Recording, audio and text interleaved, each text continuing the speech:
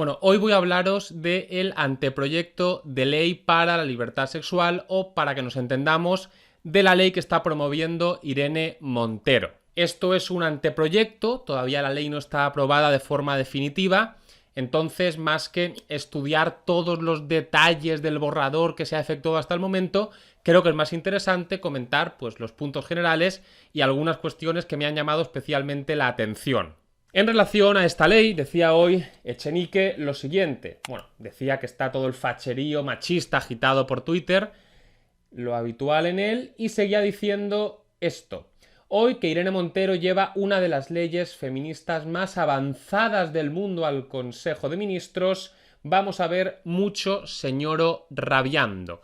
Una de las leyes más avanzadas y más cojonudas del mundo, ¿no? Pues no. Y vamos a ver por qué. Vamos a analizar la ley básicamente desde un punto de vista formal y desde un punto de vista material, porque es tela marinera, la mires por donde la mires. Empezamos con el punto de vista formal. Aquí hay muchas cosas que comentar, simplemente voy a centrarme en tres. En primer lugar, me llama la atención que esta ley se invente palabras. Es decir, en esta ley hay recogidas o se hace alusión a palabras que la RAE no reconoce, palabras que no existen, como por ejemplo revictimizar o interseccional. Y esto es más importante de lo que puede parecer a simple vista. Básicamente lo que se hace en el derecho penal, y esta ley está vinculada con el derecho penal, es esto.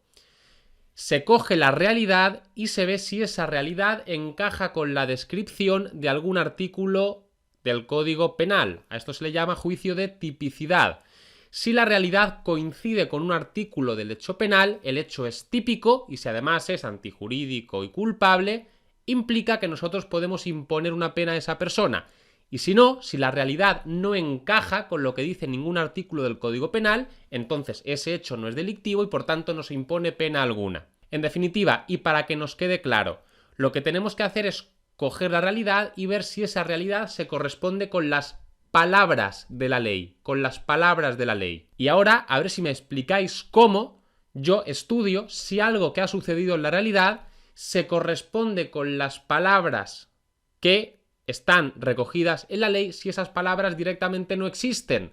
¿Os dais cuenta de lo difícil que es realizar esta operación si las palabras no existen? Vamos a ver si esto que ha sucedido en la realidad es una acción consistente en revictimizar. ¿Y qué es revictimizar? Pues no lo sabemos porque esta palabra no existe. Pues a ver cómo te las apañas. ¿Se podría hacer aún así? Pues sí, aceptando la definición de estas palabras que dé el sociólogo de turno, pero la inseguridad es tremenda. En segundo lugar, esta ley copia a otras leyes, lo cual es ridículo.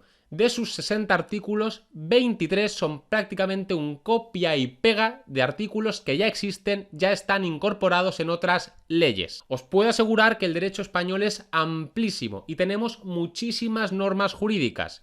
Y lo último que se tiene que hacer es hacer más complejo, de forma además innecesaria, el derecho.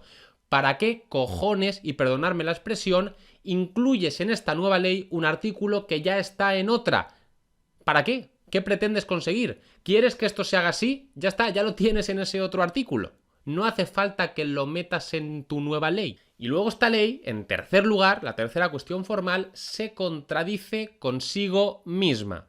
En el artículo 1 se dice que básicamente lo que se pretende con esta ley es la protección integral del derecho a la libertad sexual de todas las personas. Para a continuación, en el artículo 4, decirse que esta ley se aplica a todas las mujeres mayores de 16 años. Entonces, ¿qué quedamos? ¿Todas las personas o mujeres mayores de 16 años? De nuevo, inseguridad tremenda. O sea, ¿qué es esto? Que una misma ley se contradiga. Y no el artículo 1 en relación con el artículo 353, que bueno, puede pasar, llevas tantos artículos redactados que al final se te va el santo al cielo y te pierdes. No, el artículo 1 con el artículo 4. Es obvio que quien ha hecho esto no sabe hacerlo. La diferencia es que yo y las personas normales, cuando no sabemos hacer algo, no lo hacemos. No lo intentamos con los medios que tenemos disponibles. Si yo no sé operar páncreas, no voy operando páncreas por ahí, porque la puedo liar y mucho. Y lo mismo puede pasar aquí. Cuando tú creas una ley de derecho penal que puede meter a la gente en la cárcel sin saber qué coño haces, puedes causar auténticos desastres. Pero bueno, como en la política uno es libre para hacer lo que le dé la gana, pero no asume la responsabilidad de sus actos, pues no pasa absolutamente nada. Y vamos a comentar ahora la ley desde un punto de vista material. Vamos a ir al fondo de la ley, qué es lo que dice, ¿no? Con independencia de cómo se redacten los artículos o si se repiten o no. ¿Cuáles son las bases de esta ley? Vamos a ver 3 puntos. El primer punto es lo que trae de nuevo esta ley. ¿Qué aporta? Pues el Ministerio de Igualdad, no una cuenta de una chica de 16 años, ¿eh? El Ministerio de Igualdad dice que esta es una ley pionera en el mundo, no en España, en el mundo entero, porque reconoce y garantiza el derecho de las mujeres a una vida libre de violencias sexuales.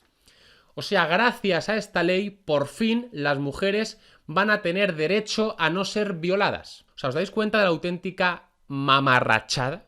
Auténtica mamarrachada, porque no se le puede llamar de otra forma, demagógica, ridícula y absurda. O sea, ¿qué pasa? Que antes de esta ley, las mujeres podían ser violadas y no le pasaba nada al agresor.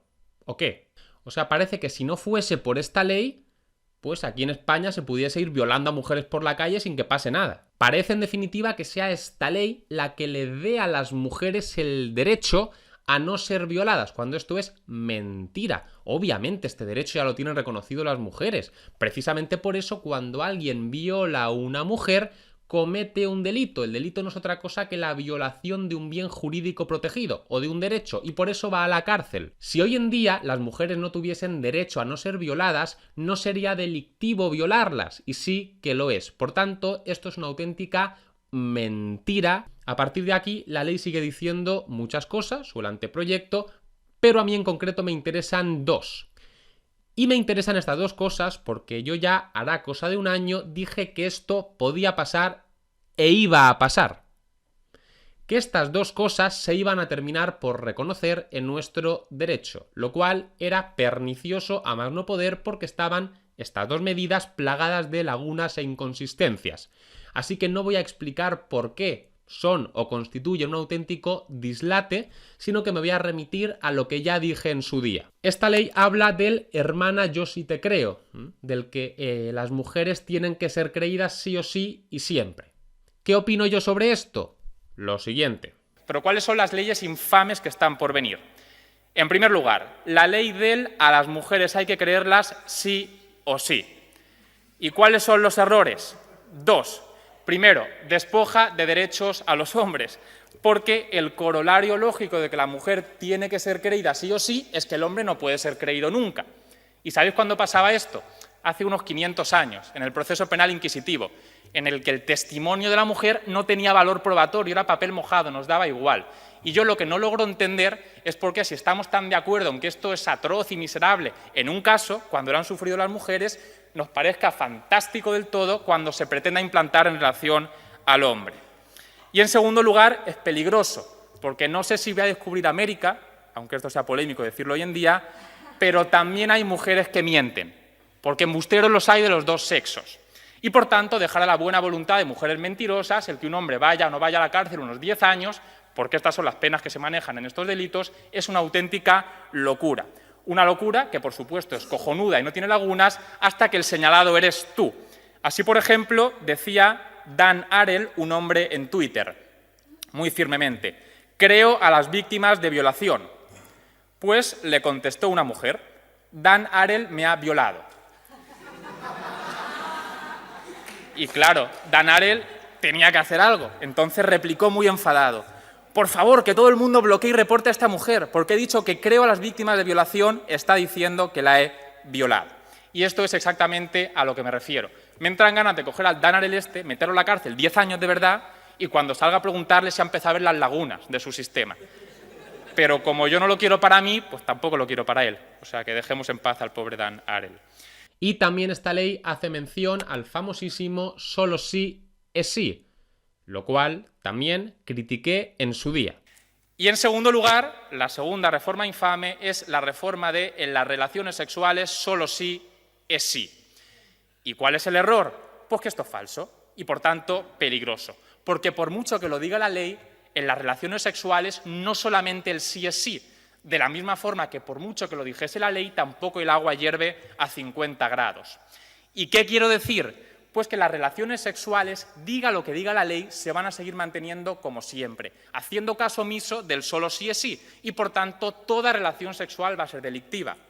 A partir de ahí, el que ese delito decida o no decida ser denunciado depende de la mujer. Y si juntas el solo sí es sí con el a las mujeres hay que creerlas sí o sí, volvemos a lo mismo. Estás dejando a la buena voluntad, a la merced de una mujer que te quiera hacer daño, el que un hombre vaya o no vaya a la cárcel unos 10 años. Y el Ministerio de Igualdad, que por cierto no sé si os dais cuenta de la incoherencia, que el Ministerio de Igualdad promueva la desigualdad entre hombres y mujeres, es algo parecido a 1984, que el Ministerio de la Paz se dedicaba a la guerra. Bueno, en definitiva, el Ministerio de Igualdad concluye diciendo lo siguiente, donde básicamente se resume cuál es el espíritu de esta ley y lo que se pretende conseguir con ella.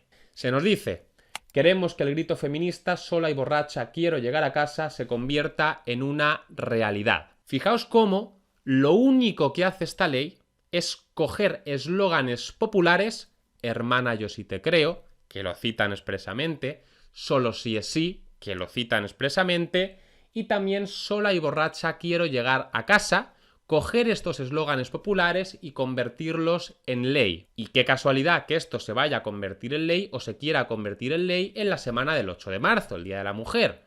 No lo sé, llamadme loco, pero a lo mejor es una medida publicitaria para darse autobombo y gritar con un micrófono: todo lo que vosotras decíais lo hemos incorporado nosotros al ordenamiento jurídico, por tanto, seguid dándonos votos. Y más allá de la burda manipulación del electorado que esto supone, el convertir lo que la calle dice en ley, esto manifiesta la decadencia y la degradación de las instituciones en la actualidad. Un ministerio, por Dios, un ministerio, una institución con el calibre, con la importancia, con la responsabilidad de un ministerio se dedica a coger eslóganes de Twitter, sean los que sean, y convertirlos en ley. Además, penal, ley que puede llevar a alguien a la cárcel. En fin, he tratado de dar algunas pinceladas sobre lo que es o parece ser que va a ser esta ley. En definitiva, un auténtico desastre. Como decía Echenique, una de las leyes más avanzadas del mundo. Hasta otra. Si queréis estar al tanto de futuros vídeos, suscribíos a mi canal. Si queréis leer mis comentarios diarios sobre temas de actualidad, seguidme en Twitter. Y si queréis apoyarme económicamente, podéis hacerlo en Patreon.